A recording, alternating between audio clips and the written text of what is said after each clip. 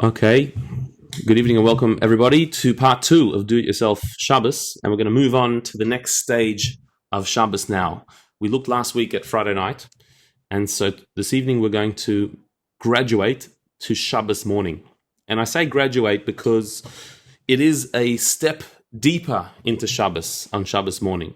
Friday night is like the intro, the opening act or the opening event that you're holding for Shabbos, and Shabbos morning is jumping into the next step and going into the Shabbos mode even deeper. Friday night is perhaps more familiar to people. Many traditional homes will do a Friday night dinner and maybe even go to shul Friday night. Shabbos morning is already a sign of a little bit more commitment, taking Shabbos a bit more seriously. Not just doing the cultural Friday night thing, which is beautiful in and of itself, but actually observing Shabbos. That's what Shabbos morning is. And so those who are there on Shabbos morning, who come to shul, who will have a Shabbos lunch and who will participate in Shabbos at that stage, it means that you're more committed to Shabbos. And it works in reciprocal as well. The more committed you are to Shabbos, the more Shabbos does for you. The more it enters into your consciousness, the more it affects you and impacts you. Friday night is always beautiful. But when you go to the next stage and do the Shabbos morning full experience, so then you're taking it to a new level of rejuvenation, of spiritual relaxation and connection. And this is something that we experience simply by doing it. But it also does take a certain amount of effort and of planning. Just like we said about Friday night, that Friday night is an event. So Shabbos morning is your second event. And that also takes a certain amount of planning, the right focus and mentality and attitude. And again, because of our current state, things are starting to loosen up a bit. We can move around a little bit and maybe start to connect and socialize on some level, but it's still limited. And I think to develop this skill of keeping Shabbos yourself internally is really what the aim of this discussion is. And it's relevant now, and I think it'll be relevant also when, God willing, all of this falls away and we go back to interacting and going to shul. The experience of doing it on your own will make the experience of doing it together with a community far deeper.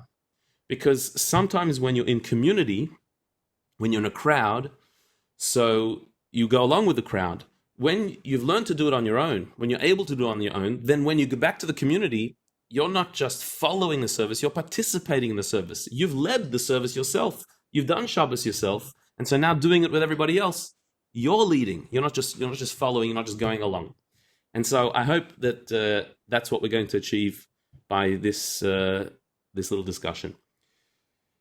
We spoke last week about the different stages of Shabbos compared to the different elements of creation. And I'm going to start sharing with you my screen.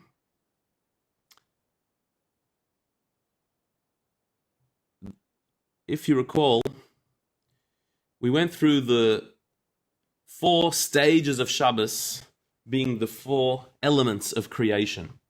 Friday night is fire, Shabbos morning water, Shabbos afternoon air, and Havdalah, the end of Shabbos going into the week, is going into earth. And just to briefly recap, the Friday night energy is a fiery energy because it's extremely energetic. It's dramatic. You're going from a weekday into the day of rest, into the day of holiness. That jump, that impact is one that has some friction to it, which creates fire, warmth, heat, and energy. The drama of getting everything ready on Friday, getting back from work, getting out of your weekday mode and into the Shabbos mode, that drama is quite passionate, fiery, energetic. And so Friday night Shabbos hits us, and we have the candles lit, and we sing the songs, we have the meal, and the energy is a fiery, light, very powerfully spiritual time. Shabbos morning is a complete shift. You've had a nice, hopeful sleep during the night, and Shabbos sleeps are always more powerful than weekday sleeps. And particularly when during the sermon in shul. But when you don't have that, so then you have to do that at home. So once you've woken up in the morning, Shabbos morning, refreshed after your Friday night, and it's still Shabbos. You've had Friday night, you've slept, and it's still Shabbos, like you're still in the Shabbos. So now you're going to the next stage, the next level of Shabbos. We're going up higher in Shabbos. And Shabbos morning energy is compared to water. There's a few reasons why it's compared to water. The difference between fire and water, they're two opposites. Fire is hot, water is cool, naturally. Fire is energetic, and whereas water is calm, is calming. And so the Shabbos morning atmosphere is a much calmer one. Friday night, we've rushed to get everything ready, and it's amazing how it doesn't matter how long the Friday is. If it's a summer long day or a winter short day, it's always a rush to get everything ready for Shabbos on Friday. Always there's last minute things, because we've got that candle lighting we spoke about last week, which is the cutoff. You've got to get it all done by then. It's always a rush, and you sort of rushed into Shabbos. By Shabbos morning, you've eased your way into Shabbos. You've had the night, you've had your sleep. You're waking up in the morning and experiencing Shabbos fully. And so by doing that on Shabbos morning, you're getting into the cool, calm atmosphere of Shabbos. The true, deeper relaxation of Shabbos is coming in on Shabbos morning.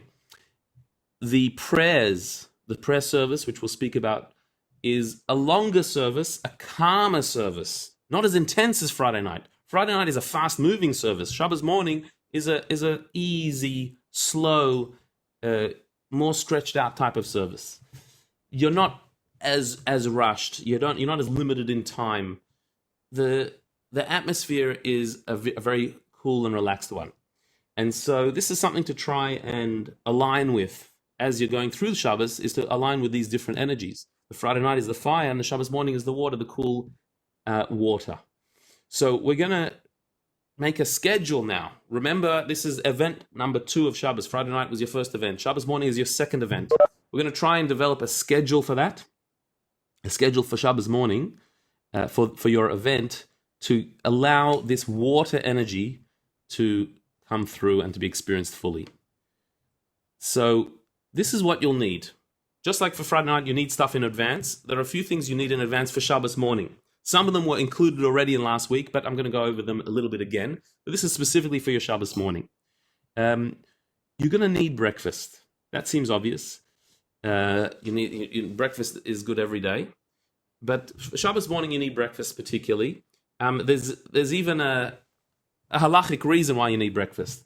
It could be that the program that we're about to share with you is going to take you quite into the middle of the day, into the early afternoon. By the time we go through our program, we'll see it's quite a full morning, and you'll be eating lunch after it, but that will be after quite a process. And you're not supposed to fast on Shabbos. You're not supposed to be starving hungry on Shabbos. It's important to eat at the beginning of the day. Now, when I say that, there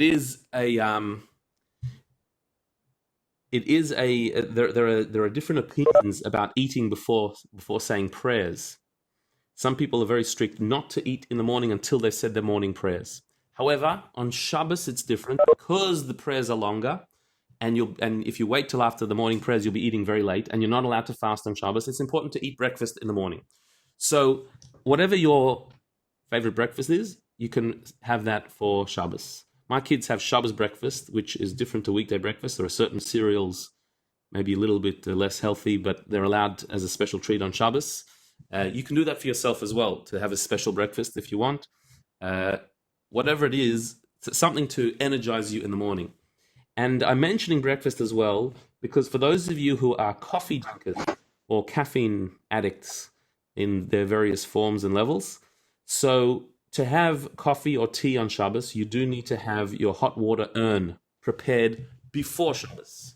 We spoke about it last week, but I want to mention again that having a hot water urn that was turned on and boiled up before Shabbos and continues to boil over Shabbos, you're allowed to take hot water from that and make yourself an instant coffee or a cup of tea. What you're not allowed to do on Shabbos is cook, and that includes heating up hot water. That is also cooking. Taking cold water and heating up to make it hot water, that is a form of cooking. And so even if you have instant hot water, an instant tap which gives you hot water, you can't use that on Shabbos because that is actually cooking.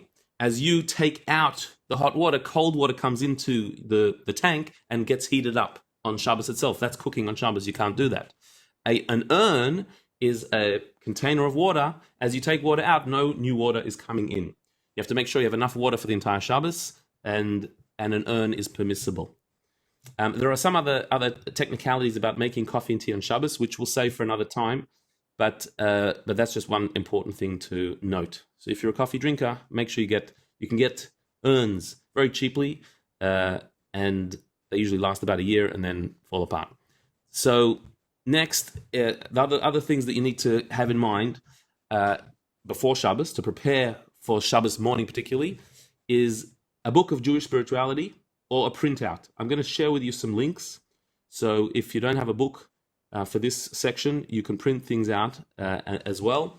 And this we'll see is important, specifically a book of Jewish spirituality, and we'll talk about it why a bit later. You need a siddur, a prayer book, which I'll also share with you a PDF of an entire prayer book that you can print out, and that is important for the morning service, the prayers that we're going to say.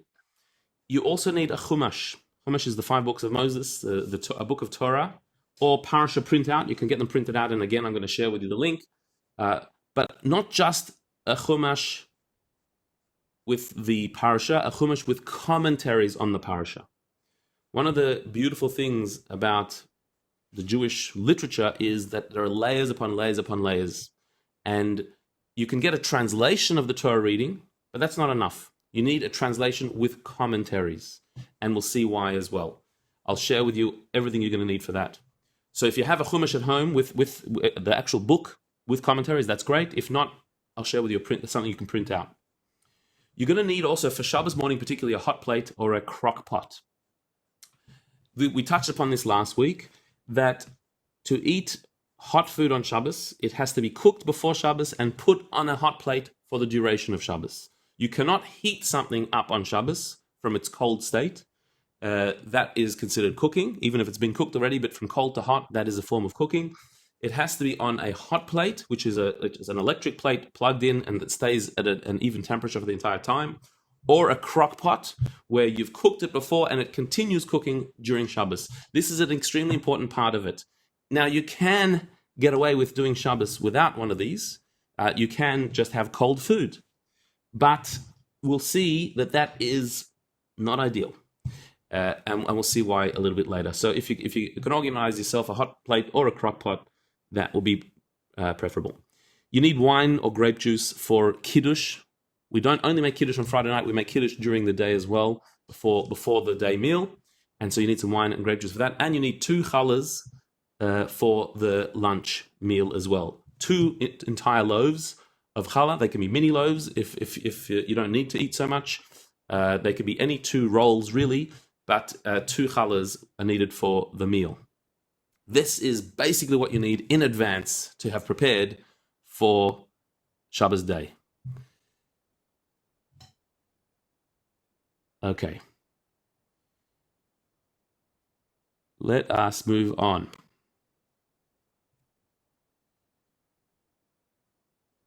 This is your program. This is the program for the morning that you're going to be following to make the event happen. The first thing is breakfast, then in-depth study and meditation, at the prayer service, the Parsha reading, Kiddush, and lunch with a Parsha discussion. And discussion here is, even if you're on your own, we all know how to talk to ourselves and to discuss with ourselves. It's one of the hallmarks of being Jewish is that you can even argue with yourself and disagree. So this is the steps. What are six different stages of the morning program, from breakfast till lunch and everything in between. Let's look at each one of these individually, at what your program is going to consist of. The in-depth study of the morning. Now, the idea here is I skipped breakfast because that we spoke about. You've eaten whatever you need to eat. You've satiated yourself. You've got some energy and strength. Now we're talking about the spiritual energy of creating an atmosphere for Shabbos morning. Before prayer, one should meditate on the loftiness of God and the loneliness of man, and how the soul can bridge the two. This is an important concept in Jewish thought, that you can't just fall into the prayer service. You have to prepare yourself for the prayer service, particularly Shabbos morning, when we have a bit more time. During the week, we pray every morning, but it's a little bit rushed because we've all got our daily obligations. On Shabbos, when we're in a state of rest, a soulful rest, the prayers that we're going to say is a big focus of the morning. But getting into the right mindset before the prayers will make those prayers much more powerful. That the prayer should not be just an exercise in reading, in reciting, in page turning, but it should be an actual spiritual experience. And to do that, you need to do some study, meditation, and preparation beforehand. Now, what I'm referring to here, the type of study I'm referring to, is to study some of the mystical, deeper side of Jewish thought. There are some fantastic books available that I can recommend. There are fantastic websites which I will share with you, which share in simple English, in clear English, very profound and deep ideas, mystical ideas. The loftiness of God and the lowliness of man means to appreciate the divine presence in the world and how we physically are really quite insignificant. But we have a soul, and that soul connects to the divine, and therefore our soul has infinite power. Because like God is infinite, our soul, a piece of God, is also infinite. And studying ideas around that concept, it takes us out of our weekday mentality, weekday way of thinking, and we go into a much more spiritual mode. This is to connect particularly with the water energy of Shabbos. It's interesting that the mystics say that fire and water represent emotion and intellect. Fire is similar to emotion, water like intellect. Why? Fire is energetic, is passionate, and is a bit volatile. Similar to emotions. Emotion is a passionate side, excitable side of us. Water is cool and calm. Like our intellectual side, our intellect is cool and calm, calculated and thoughtful. And so the Friday night energy is more of an emotional connection, an emotional energy, an excitement, and a love. Whereas the Shabbos morning is a little bit more intellectual, contemplative, and cool and calm like the water.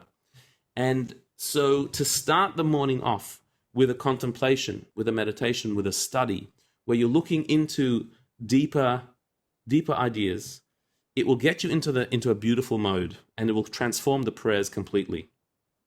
So some people, and I'm sure some of you have done meditation before and maybe have your own meditations. There's a lot of beautiful Jewish meditations that you can insert. So you may have practices of breathing or relaxation or calming the mind that you already do, which is a general sort of mindfulness thing or whatever that may be. To add to that a layer of Jewish meaning, of spiritual meaning, there are some guided thoughts that you can have written, and there are videos of them where you can start to bring some Jewish content to that meditation. It's not merely about relaxing your mind. The relaxing of the mind is to then fill your mind with holiness, with higher ideas. So for some of you relate to meditation very well, and that's what you're into, so you can do it that way. There are others who are less into meditation, more into intellectual sort of study, reading ideas. And that's fine as well. In fact, from a Jewish perspective, that's considered a different type of meditation. There's a clearing of the mind and a focused meditation on a concept and idea. And there's also filling your mind with ideas and being surrounded by an idea and immersing yourself in it.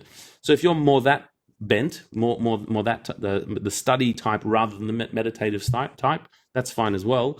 And you can read some really in-depth ideas that transport you to another world. Some of you have experienced this and have done this. We do it when we're in shul on Shabbos morning. We have a class where we do this type of thing. So you'd know what I'm talking about from the Jewish perspective. And if you haven't, the idea is to really enter into a world of thought that broadens your horizons. During the week, we are caught up in our everyday mundane life, and as it should be. That's what life is we have to work, and we have to change light bulbs and take garbage out and maintain the house and get the car to the mechanic and whatever things we need to do during the week. Our mind is occupied with all that. It is filled with all that. And sometimes we don't see the bigger picture of life when we're in that state, that weekday state. Shabbos is about taking a step back and seeing the bigger picture. And the best way to do this is through mind study, through taking these ideas into the mind. And so this is how you have to start the Shabbos off. This is the beginning. This is the morning. This is where we start it all. And that should flow from there, flow into the prayers, flow into the next stage. By studying in depth and then getting into the prayers, you'll see the prayers will be completely transformed. Let's look at the prayer service now. Actually, before that, what I might do is I might check if there's any questions. I assume everyone can hear me now. Just remember, you can write in the chat if you have any questions, and I will open at the end for discussion as well. Okay, so let's now go to the prayer service. In shul, when we have services in shul, the morning service, in our shul we start at 10 a.m. We have a class beforehand at 9 a.m. So 10 a.m. we start the service, and we're finished by about 12:20. About 2 hour and 20-minute service. In most places, it's longer than that. Many places, it's longer than that. Our service is considered to the point. Some places go quite a bit longer. And in theory, some places could go quicker, and you could go quicker as well. That's talking about a communal service with all the bells and whistles of a communal service. If you're praying alone, that same service, so even if you do the entire service, you read the entire thing from beginning to end, it would only take approximately an hour. When you take out the repetitions and the communal parts of the service, it's about an hour. But an hour can be quite long if you're not so familiar with the service. To focus on your own, just looking at the Siddur, looking at the prayer book for an entire hour, that could be quite long if you're not used to it. If you are, so then it's a beautiful thing. There are songs you can sing with yourself, and the prayers you can connect with if you're more familiar with it. If you're less familiar with the service, you may not feel that you can open it on page 1 and go through, the entire thing, which is rather long. So what I've done here is I've given an abridged version of the service. Now let me be clear that I'm not saying that what's not here is not important, and I'm not saying that this is fine to just do this and to skip everything and not worry about it. What I'm saying is that in recognizing that not everyone is able to say the entire prayer service, this is a way in. This is a doorway to start saying the prayers, and over time you'll add more as you get more comfortable and more proficient in the prayers. If you look over here, I've got here the morning blessings. I've got the page, and the pages are here in the blue Chabad Siddur that we use in our shul. I will also send you a PDF of the entire Siddur, which has these same pages. So to start off with the morning blessings, the prayer for putting on the talus, which you do even if you're at home, and then Baruch She'amar Ashrei Yishtabach. These are preliminary prayers, and then the Shema prayer, which is really the most important of all prayers. The Amidah is the silent prayer that you stand for, and then after that, reading the Parsha of the week, which we're gonna talk about in depth, what that is about.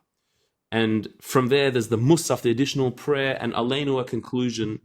That, if you read this, even if you've never read it before, if you're reading it in English, or if you're able to read in Hebrew, that entire service, I would say, would be more like half an hour for most.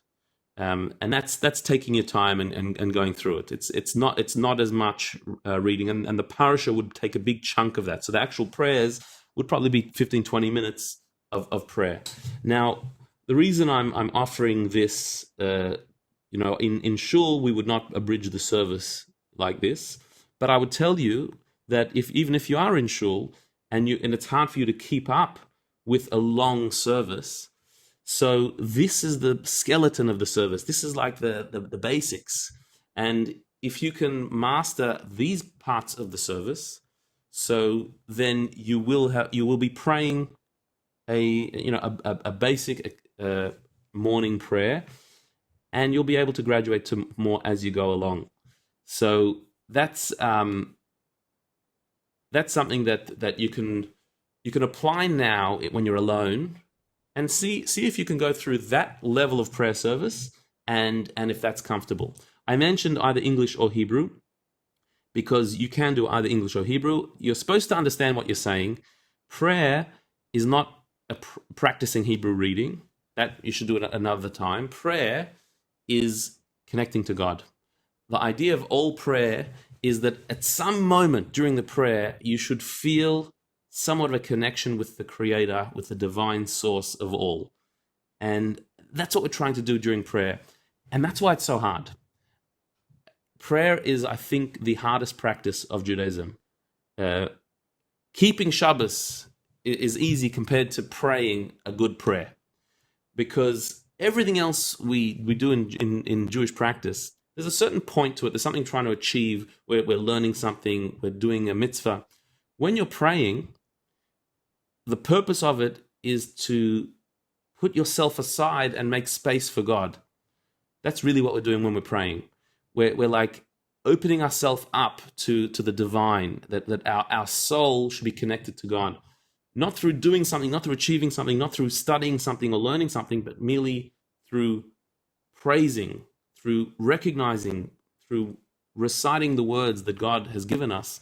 We're bringing God into our life. It's not an easy thing to do. We like to be in control. We like to assert ourselves. And here we're actually putting ourselves aside. That's what prayer is.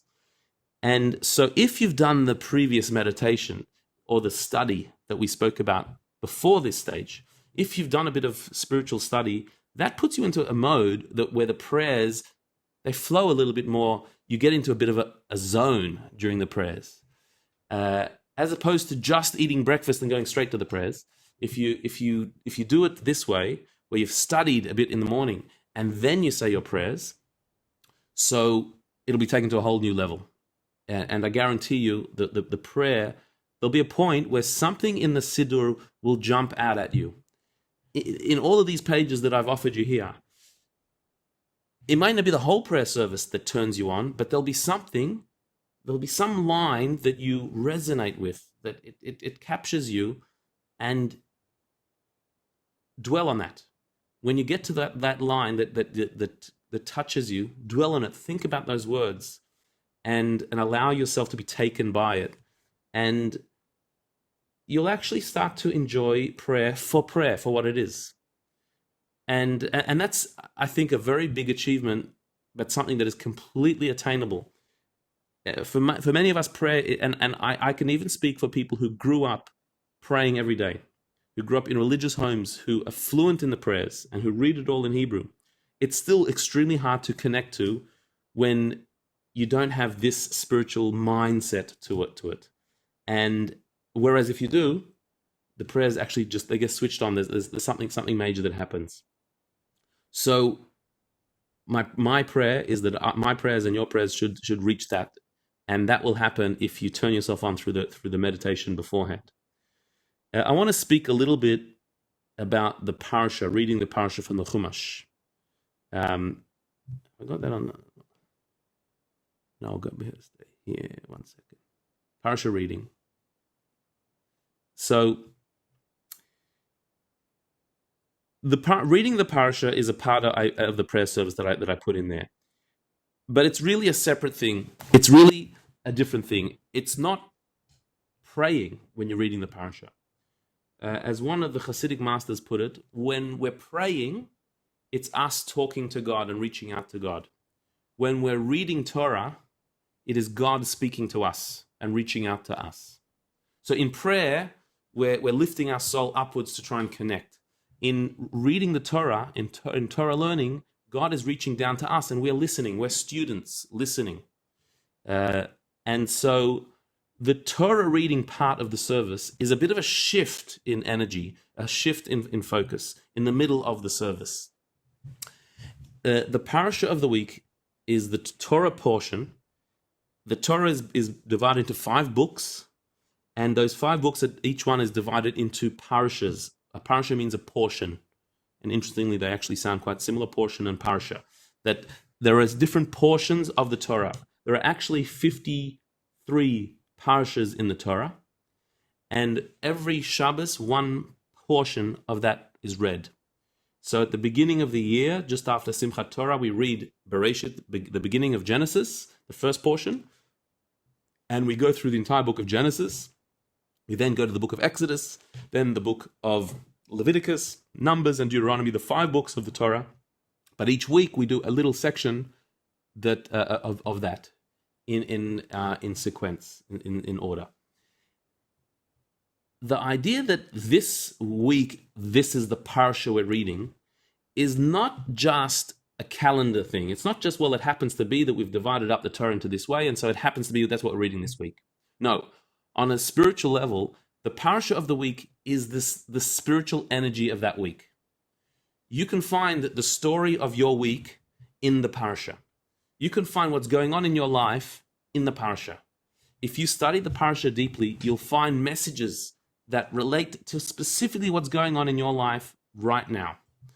How can that be? The parsha was written many thousands of years ago about events that happened many thousands of years ago. How could it be talking about you today? And we read the same parsha last year and the year before, but it wasn't the same thing going on last year and the year before. How could it be? The Torah is divine. It is God's word. It is God's message to us. And so what God has put in the Torah is every person's story and something that relates exactly to you, exactly now. And so one of the great Hasidic masters, Rabbi Shneur Zalman, the author of the Tanya, he said that you have to live with the times, which he meant you have to live with the parsha. That living with the times doesn't mean just living with what's in the news. It means look at the parsha of the week and live with it. Find yourself in the parsha. Now, that's not always easy because the parsha is telling a story of the Israelites going out of Egypt or traveling in the desert or whatever it may be. It may have a list of commandments. It may be talking about sacrifices that were brought in the temple. It, on the surface, will often speak about things that have very little or no relevance to our life today on the surface. But the surface is only the surface. You need to dig deeper. And that's why I said earlier, you need a chumash or printouts with commentaries on the parsha that you'll be able to scrape beneath the surface and go deeper and look into what the messages are. There are several different types of commentaries.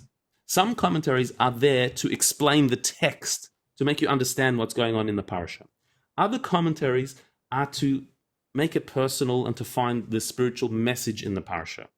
And we need both. We need to understand what the parsha is saying, then we need to understand how it applies to us. I'm going to share with you a lot of resources to make this happen, but this is how you have to study the parsha. And so as a part of your morning service, you need to have the parsha in the language you understand, in translation if necessary, with commentaries in your language that you can read through as much of the parsha, in preferably the entire parsha, and then dwell on a few bits and pieces. Go into something, and you're not going to have time to study the entire parsha in depth. That would take more than just the Shabbos to do that. I'll give you a link or a PDF to the parsha, for example, this week's parsha, with a translation and commentaries, all in English, but it's about 64 pages. So, now, admittedly, half of that is Hebrew, so maybe it's 32 pages, but still, to read that entire thing will take a long time. To actually go in depth into every commentary, that will take a long time. Most of us may not be able to do that every week, but what you can do is read the entire parsha in English and go into a couple of commentaries, a couple of things that grab your eye that you're interested in. The way I recommend you do it is read it through in the English, just the Parsha itself, the verses of the Parsha, and come up with questions. Come up with something like, what does that mean? What's that about? Then look into the commentaries to see if it explains it, and usually it will. And if not, just make a note of your question. Sometimes you'll be able to come up with an explanation by thinking about it. Sometimes the commentaries will, and sometimes you won't be able to come up with an explanation, and it won't be found in the commentaries that you have, and you may need to delve deeper. And so for that, maybe you have other books. Maybe you can ask me after Shabbos a question on the Parsha. What does this mean? What's going on there?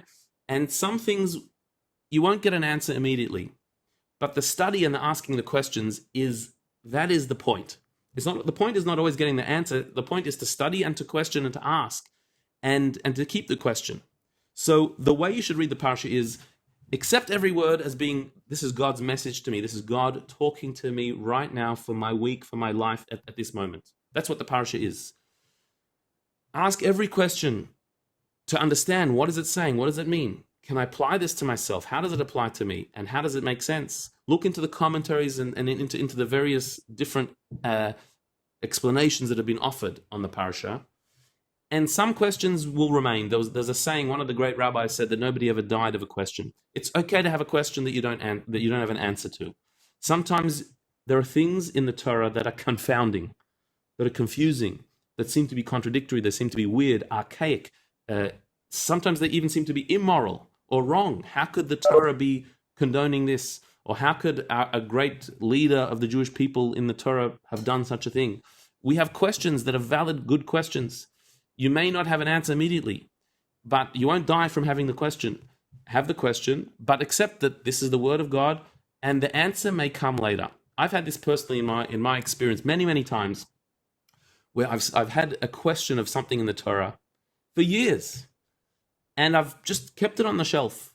And in my studies, I come across things, and then one day, years later, I come across an answer that's completely satisfying and makes total sense and completely answers the question. But it took years to do that.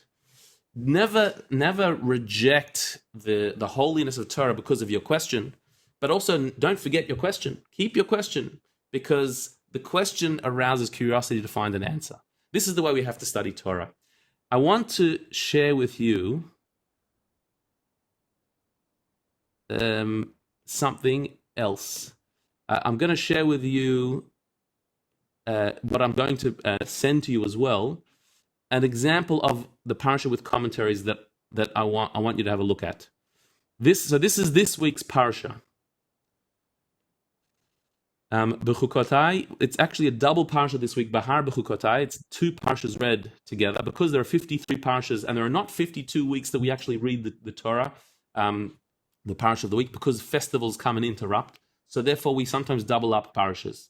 This is a page that you can hopefully see of the beginning of the second of the double Parshas of this week, and it's got on the left side there, it's got Hebrew, Aramaic, it's got Rashi, which is the primary commentary, but that's in the Hebrew. If you know Hebrew, you can use that. But on the other side, it's got the English translation on the top, and on the bottom, it's got Hasidic insights and commentaries.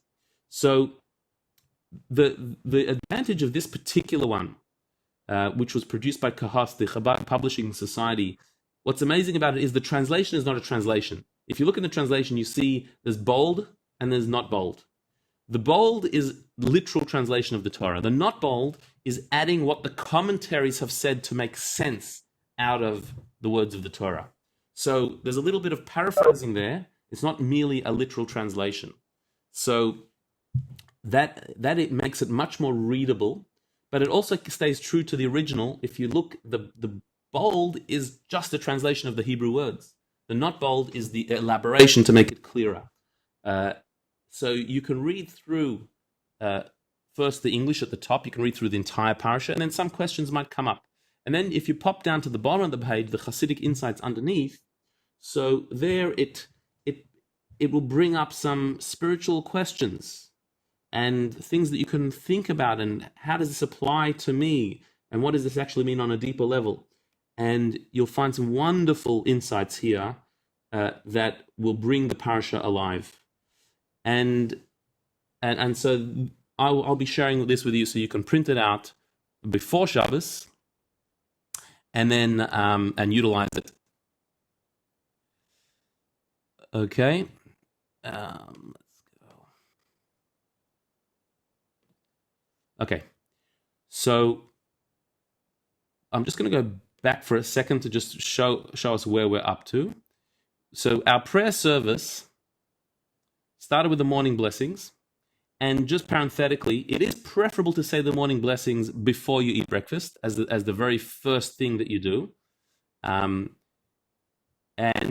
then you can, after the morning blessings, have your breakfast and then continue with the prayer service as is written there. Reading the Parsha is sort of in the middle as a little interlude.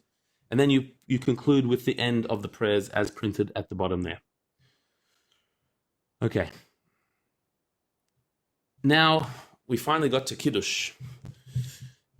So, depending on how long you delved into the Parsha, it is possible for you to... one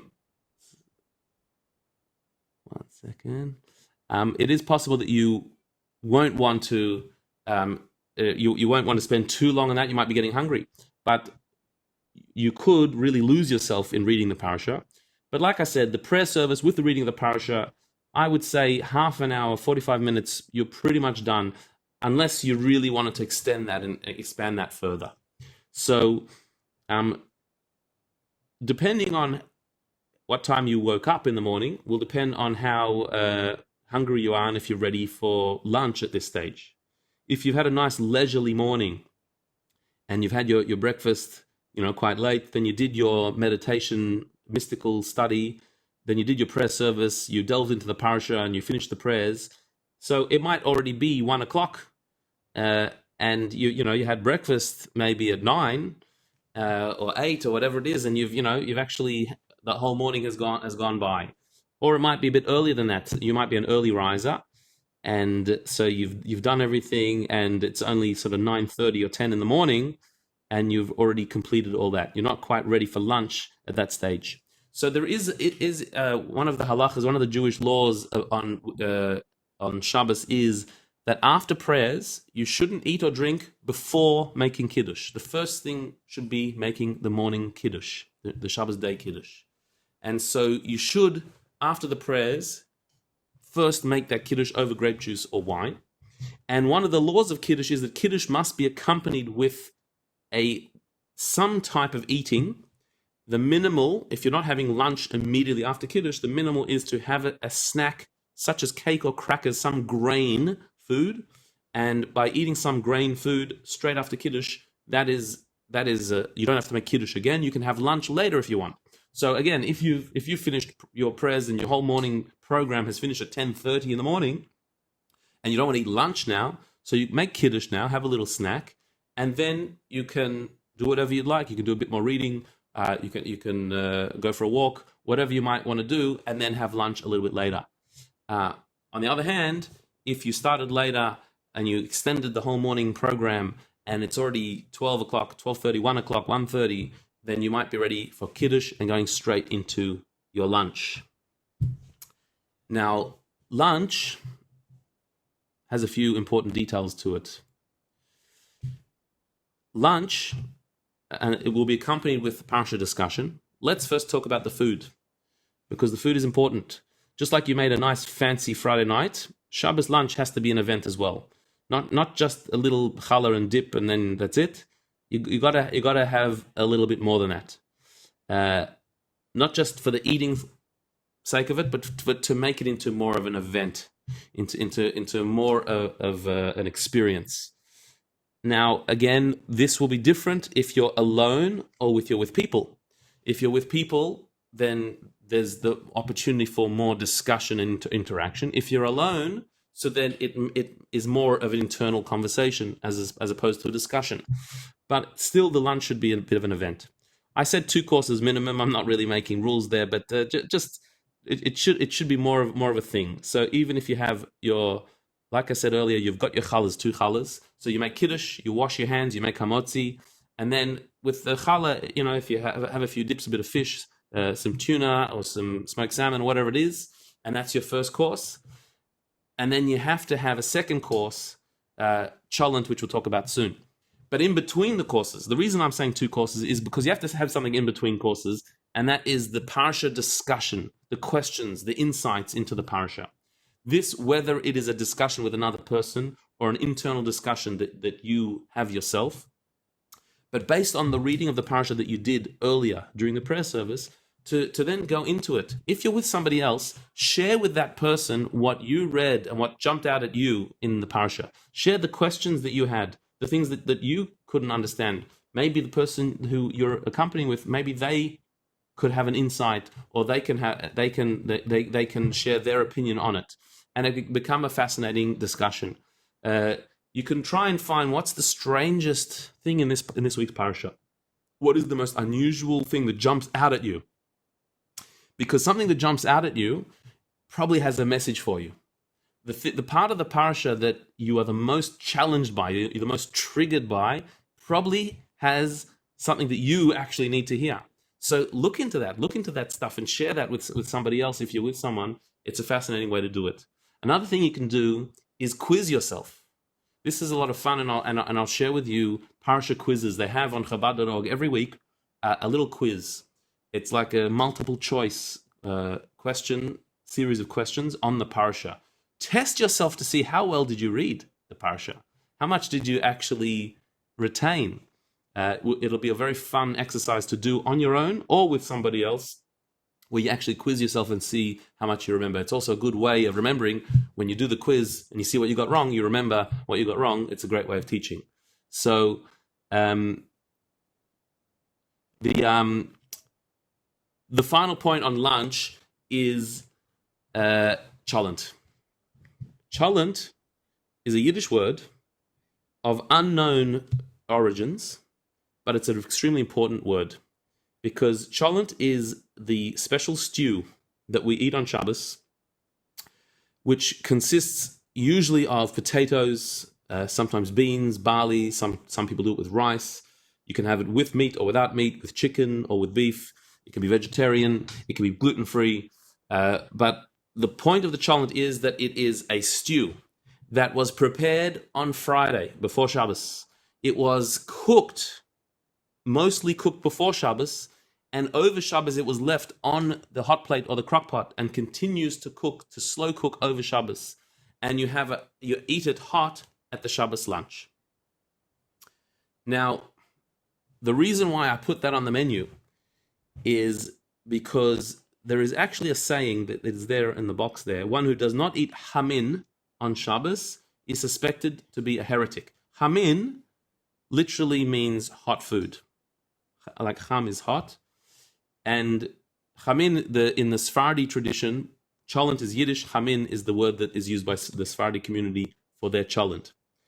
And this great rabbi of the 12th century in Spain, known as the Balamar, Rabbi Zechari ben Yitzchak of Girondi in Spain, he said that if somebody doesn't eat chamin, if you don't eat cholent on Shabbos, then you're suspected of being a heretic, a non-believer.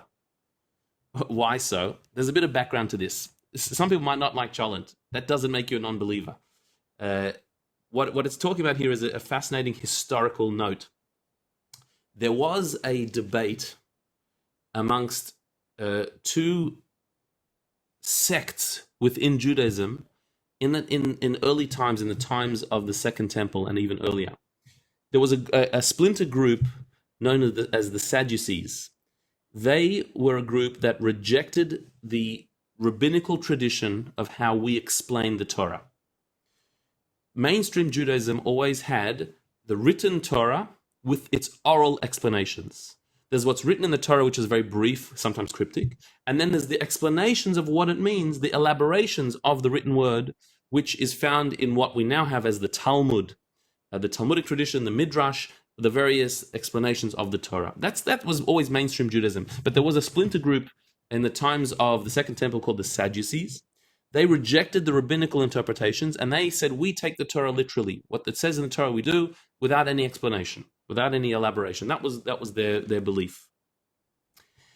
This led to many divergences in practice, because really, if you read the Torah, if you read the Parsha this week or any week, you will not be able to discern from there how to practice Judaism.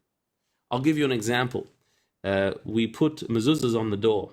Where do we get that from? If you look in the Shema, which is a quote from the Torah, it says that you should write them as a sign on your doorposts.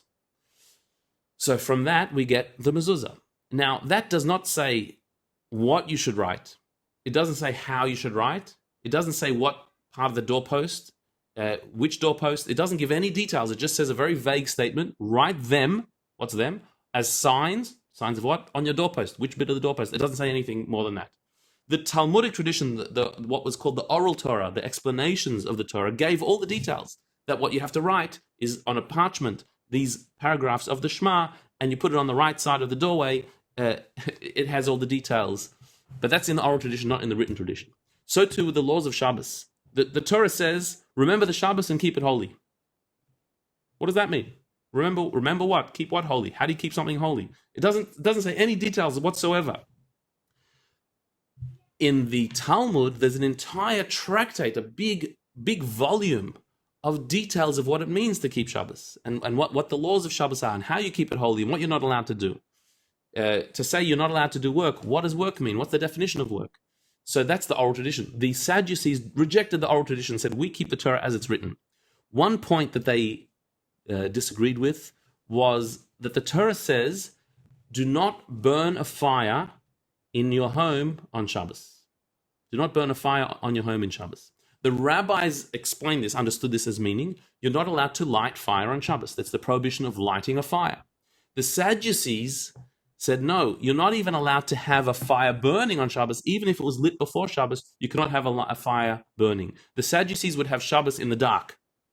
Even before electricity, on Shabbos, we had Shabbos candles Friday night. People had big candles that would even last for the entire night or for most of the night. So at least Friday night, you had light in the home. The Sadducees said, no, you're not allowed to have fire in the house on Shabbos. That's how they understood it. And so also, the traditional rabbinical understanding of that was you can have a fire lit before Shabbos to keep your food warm. If it's cooked before Shabbos, you can keep your food warm on Shabbos. The Sadducees said, no, you can't have your food warm on Shabbos. You have to have cold food on Shabbos. You cannot light a fire before Shabbos that stays on Shabbos. And so therefore, the Sadducees never had cholent. They always had cold food. They never had hot food on Shabbos. So this is the source of what this Rabbi Zachariah of Gerundi said. Somebody who doesn't eat hot food on Shabbos, what are you? Are you one of the Sadducees? Are you one of these heretics who reject the tradition of Judaism? Now, of course, the Sadducees became extinct probably 1800 years ago, and they're not a movement. There are individuals, by the way, who identify with them still today, but it's not a movement. It's not. Judaism moved on from that. However, there is an idea that eating hot food on Shabbos is a permissible thing to do, and it enhances the day. That you shouldn't just have lunch that is a second best lunch because it's the Shabbos we can't cook, so then we'll just eat whatever we can and just have cold. No, utilize the blessings that we have, the technology that we have to make Shabbos even more enjoyable. Have a slow cooker cooking so you can have a nice hot lunch even on Shabbos. And they say that it is an expression of faith, that eating cholent increases your faith, increases your connection to tradition. Many of you will have grandparents who have cholent recipes. Many people will have family cholent recipes. Explore it. Explore different cultures and their different cholents. We've done it in Shul where we had a cholent cook-off, where we had a cholent from Poland, a cholent from Hungary, a chamin from Morocco, from Persia. They're all slightly different, but they all do the same thing. And it adds a lot of character to the Shabbos. So explore and find one that you like, find one that agrees with you, and it enhances the entire experience. It's an important part of Shabbos. I hope also that clarified some of the laws of cooking on Shabbos. that you are allowed to have food that is continuing to cook. If it was cooked before Shabbos, it can remain hot. You cannot put something on your hot plate on Shabbos that was cold. Once you've removed your cholent from your hot plate or from your crock pot, you can't put it back on unless you held it the entire time and just scooped some out and put it back because you intended to put it back. You can't put it back after it's been off for a while. So it's something to keep in mind. Okay, so we've had a beautiful lunch. We've had some discussion, quizzing. We've had our 2 courses at least, cholent. You do the grace after meals, the benching to conclude lunch. And then you have a long afternoon. I've got here, and we're going to do the afternoon next week much more. I've got here, I'm going to send you these links because now you're just looking at them. The first link is a complete siddur with English instructions. So it's the entire siddur, this one. And the pages that I indicated earlier will be in this siddur. The next link is the Parsha text with commentary, like the one I showed you, and every week it goes up, and you can get that. There's also Parsha Insights. I've got here a beautiful book, a link to a book, an online book that you can print the entire book or week by week, and it'll give you something to think about, an article that you can read and think about the Parsha. I've also got a link here to some Kabbalistic articles, things that will help you with your meditation, your morning meditation. If you want to do a study or a meditation, I've got both articles and meditations. And of course, Chabad.org has all of the above and more. If you want to look into various commentaries, the quiz that I mentioned, it's all found on Chabad.org. They have a page just on Parsha that has everything that you could possibly imagine that you can print out in advance of Shabbos. And so if you follow that program, so you have you can get up at leisurely. You don't have to get up too early in the morning, but that's going to give you a good few hour morning program of morning meditation, of a prayer where you really connect, where you read through the Parsha, study it, and interact with it, and then you have a nice lunch where you debrief on that. You debrief on the Parsha. You look through and see what you connected with, what messages that you learned from it. Quiz yourself to see that you remembered it, and by then you'll be ready for a bit of a shluff in the afternoon, which we'll speak about maybe next week. Okay, so now I'm going to unmute everybody and allow you to ask any question that you may have. So you are unmuted. If you want to mute yourself because there's noise in the background or you don't want to be heard, that's fine. But if anyone has any questions on what we spoke about or anything else, you're welcome to. I'll just deal with in the questions here. In the chat, I did receive one, which I'll just deal with first. The question here is: if you finish the morning service at say 10:30 a.m. and want to eat lunch say at 1 p.m., do you have to say Kiddush shortly after 10:30 a.m. or can you wait till 1 p.m. if you don't eat or drink anything? Yes, you can. The Kiddush is only when you want to eat after your prayers, you make Kiddush. But if, let's say, in this example, you finish 10:30 and you're not planning to eat till 1, you don't have to make Kiddush. You can wait till 1 o'clock to make Kiddush, no problem. Any other questions? Yeah, I've got a question about the cholent. Yes. Because you know how it gets you put it on the Friday and then you wake up Saturday morning and you take the lid off. It often can be quite dry. Mm-hmm. I always wonder about that, adding the water, not adding water. Can I stir it? What can I do? Great question. Okay, we'll do some important cholent questions. So, first of all, it is important to put a lot of water in your cholent in advance, before Shabbos. When you're cooking the cholent, it should have a lot of water in it. If you've made your cholent early on Friday, then it's a good idea just before Shabbos to add some more water to your cholent. So because it does tend to dry out, especially if you're using barley or rice. These things absorb. And so you need a lot of liquid. And it's happened to all of us who make cholents. We've had that moment where we woke up Shabbos morning and we look at the cholent and it's dried out. And we think it's going to be inedible. And this is because there's a certain unpredictability about the heat of sometimes the crock pot just has a mind of its own, and I don't know, whatever. So you cannot add cold water to your cholent because that would be cooking. Yep. What you can do is you can add hot water, boiling water From the from urn. your urn into your cholent. Yep. But it's a bit tricky how to do this um, because you can't add it while it's on the heat.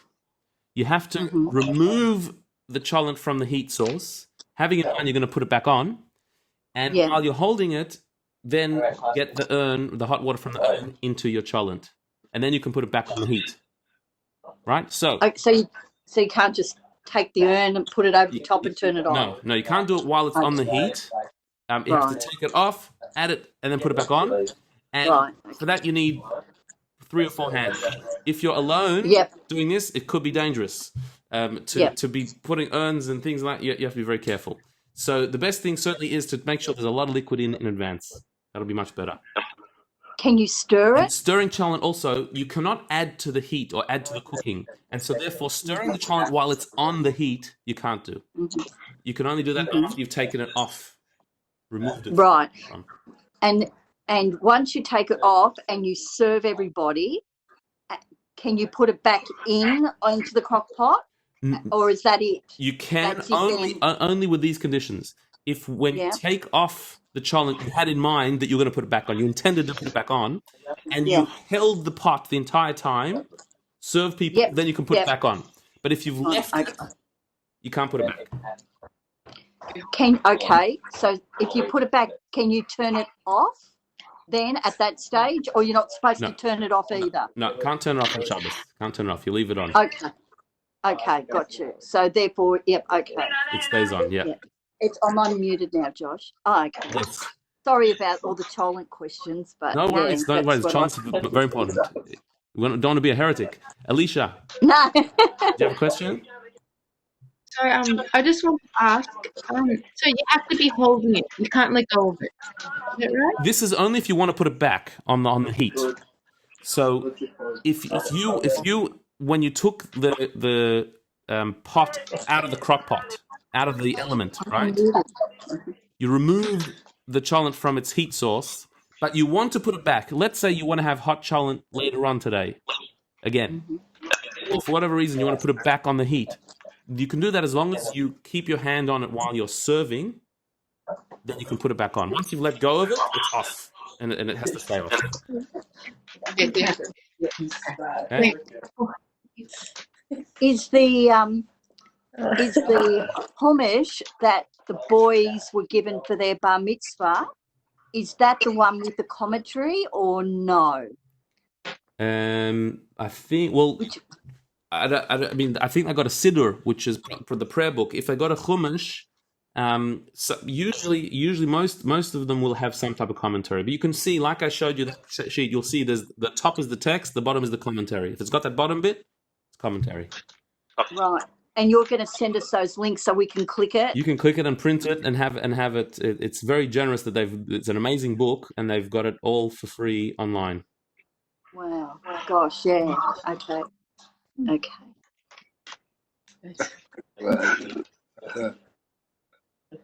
Okay. So we're up to now eating the lunch. So that's covering the Saturday morning. Yes. So this takes you into at least into the early afternoon of Shabbos, and then we've got to get into the rest of Shabbos, the afternoon, which is where it gets a bit hazy.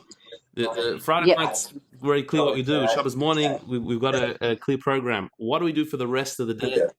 And this will particularly be relevant to those who are going into summer, and it's a long afternoon.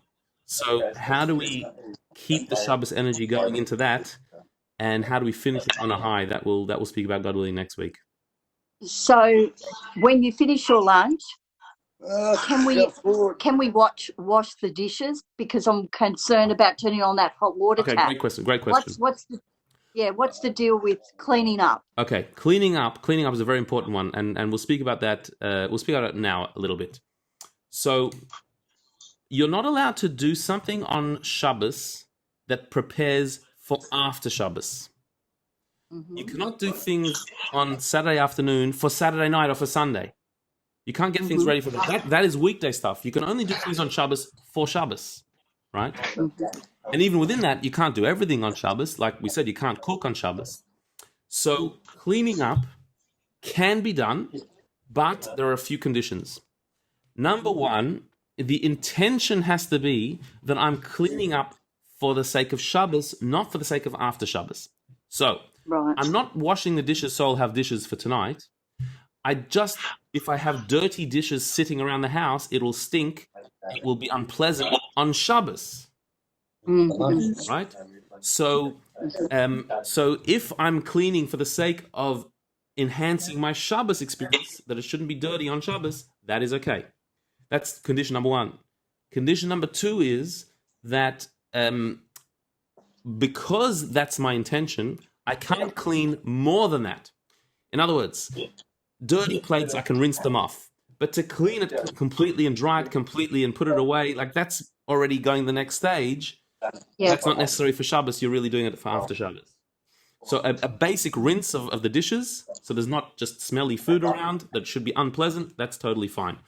And the other thing is hot water is probably going to be a problem because the hot water in our sink is cooking. It's bringing hot water out. Cold water's coming in, and you're cooking on Shabbos. You're cooking that water. You can use hot water from an urn. If in theory you could, if you wanted to, but I think because we're just rinsing the plates, so rinsing with cold water, just that there's not sort of food scraps around, that is completely fine. Or use paper plates and throw them out. That's another option. That's if you like the environment. That's right. You can recycle everything. Yeah. What about Shema? Sorry, go on. You know, you need to do Shema before 9 o'clock, right? Okay, that's a good point. That there is a time in the morning that you're supposed to say the morning Shema by, and I advertise it every week in our newsletter. That the morning Shema has to be something that is a morning thing in the first part of the morning. These days, around 9 o'clock is the sort of cutoff. So you do have to say Shema. So what you can do, if you get up a bit later and you're not up to the prayer service, let's say by 9 o'clock, you can say the Shema separate from the prayer service. So, for example, I mean, every week we start our service at 10 o'clock in shul when we're in shul. And so that's almost always after the time of Shema. What I personally do is I say the morning blessings when I get up. I say the Shema, and then I'll eat breakfast, and then do the learning, and then do the prayer service. So you start the day with the morning blessings and the Shema before anything else. You said something that after the prayer you can go for a walk. You actually can swim or exercise in Shabbat. Okay, great question. So swimming is an issue you're not allowed to swim on Shabbos. It's considered like a weekday activity, and so therefore we don't go swimming on Shabbos. Exercising, you can exercise on Shabbos as long as you're not exerting yourself. Meaning you can't do heavy exercise that would break out a sweat. But to go for a walk, even a brisk walk, certainly, to do some stretches, as long as it's an enjoyable thing, it's a pleasant thing, you're not exerting yourself or pushing hard, like schwitzing and sweating and that type of workout you can't do. But just some stretches, some simple exercises, and certainly walking is completely fine. You talk about showers. You're allowed to do hot shower? What's the story there? Okay. Now you're getting serious. You're getting to serious questions now. No, because you said about hot water. Absolutely. So it is a problem. Hot water is a problem on Shabbos, and so therefore, certainly you can't have a hot shower on Shabbos. And I certainly don't recommend using the urn for that. As far as a cold shower, so there are some problems even with a cold shower of the entire body on Shabbos. There's problems with squeezing. You cannot squeeze, to dry your hair by squeezing. Squeezing on Shabbos is problematic. And so you can wash parts of your body in cold water, but to have an entire shower, even in cold water, you can't on Shabbos. That's why in Israel in summer the synagogues stink. You're allowed to use deodorant on Shabbos, that and probably is recommended. But not the spray one. Well, interestingly, you can use a spray one. You can't spray. You can spray your body with a scent. You cannot spray your clothes with a scent. Spraying your clothes with a scent is considered as type of laundering. That's how people used to launder. They didn't clean their clothes all the time. They would just sometimes spray them with a nice scent. So you can spray deodorant on your body as long as it's not going on your clothes. So you should spray it before you get dressed. You can use a roll-on deodorant. You can't use the stick deodorants. A stick deodorant is taking a solid and making it into a liquid by rubbing it on. Similarly with soap, you can use liquid soap on Shabbos. You can't use a bar of soap on Shabbos because rubbing the bar of soap is taking a solid and making it into a liquid form. So for your washing purposes, for your self-grooming purposes, so you should have spray deodorant. You should have liquid soap. Oh, okay. I didn't know that about the soap. What about when you push the pumps down, though? Not considered work? No, it's not considered work because you're just moving things around. There's nothing. There's no change involved in there. You're just moving things around, and that's why you can turn on a tap, or if you don't mind me mentioning flushing a toilet, you certainly can do that and should. Just moving things around. Yeah. So basically, no exercising if you're gonna go to Arvit after.